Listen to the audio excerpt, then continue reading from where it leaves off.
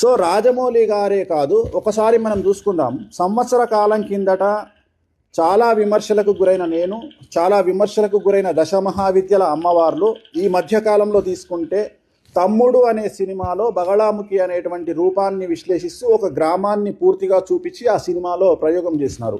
అలాగే ఈ మధ్యకాలంలో చాలా పెద్ద హిట్ అయినటువంటి మిరాయ్ అనే సినిమాలో మంచు మనోజ్ క్యారెక్టరు బగళాముఖి విద్యను ప్రయోగించేటువంటి విషయాన్ని సినిమాలో చూపించినారు. అలాగే ఇప్పుడు రాజమౌళి వారణాసి సినిమాలో ఈ యొక్క చిన్నమస్తాదేవికి సంబంధించినటువంటి విగ్రహాన్ని చూపించడం జరిగింది. సో ఎన్ని విమర్శలు వచ్చినా ఏది జరిగినా ఓవరాల్గా దశమహావిద్యల ప్రచారం అనేటువంటిది సినిమా వరకు వచ్చింది.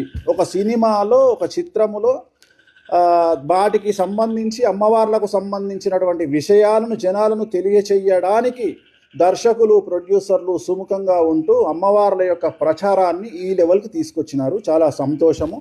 ఇంకా తమిళంలో కానీ కన్నడలో కానీ చాలా రకాల సినిమాలు ముందు రాబోతూ ఉన్నాయి. సో సౌత్ ఇండియాలో కూడా వామాచారానికి సంబంధించి, దశమహావిద్యలకు సంబంధించి, అమ్మవార్లకు సంబంధించినటువంటి వ్యవహారాలన్నీ సినిమాలో చూపించబోతూ ఉన్నారు. ఇది చాలా సంతోషము. సో ఇప్పుడు నెక్స్ట్ చూస్తే మీరు మిరాయ్ సినిమా ఎవరు చేశారు? మనోజ్. మీరు మిరాయ్ సినిమాలో కూడా మనోజ్ గత సంవత్సరం నుండి కాంట్రవర్సీ ఎదుర్కోవడం మీరు చూస్తూ ఉన్నారు.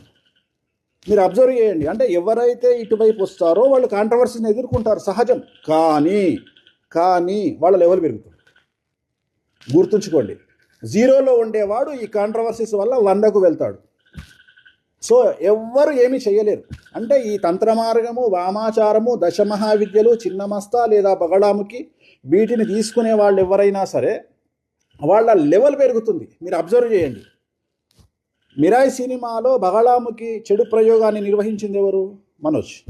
మనోజ్కు చూడండి ఎంత పేరు వచ్చింది. అలాగే మనోజ్ చూడండి, ఆ సినిమా స్టార్ట్ అయినప్పటి నుండి కుటుంబ సమస్యల్ని ఎదుర్కొంటానే ఉన్నాడు. కానీ ఇవాళ తెలుగు సినిమా ఇండస్ట్రీకి ఒక విలన్ దొరికాడు మనకి. సో అది మంచు మనోజ్కు సంబంధించి. సో మీరు అబ్జర్వ్ చేయండి, ఏ రోజైతే ఈ వీడియో లాంచ్ అయిందో రాజమౌళిది, ఆ రోజే రాజమౌళికి సంబంధించి ఒక కాంట్రవర్సీ బయటకు వచ్చింది. సో ఇప్పుడు నేను చెప్పదలుచుకున్న పాయింట్ ఏంటంటే, దీనివల్ల రాజమౌళికి వచ్చేటువంటి నష్టం ఏమీ లేదు. ఇంకో 100 కోట్ల ఆ సినిమా ఎక్కువగా కలెక్ట్ చేస్తుంది. సో ఇది నేను చెప్పదలుచుకుంది.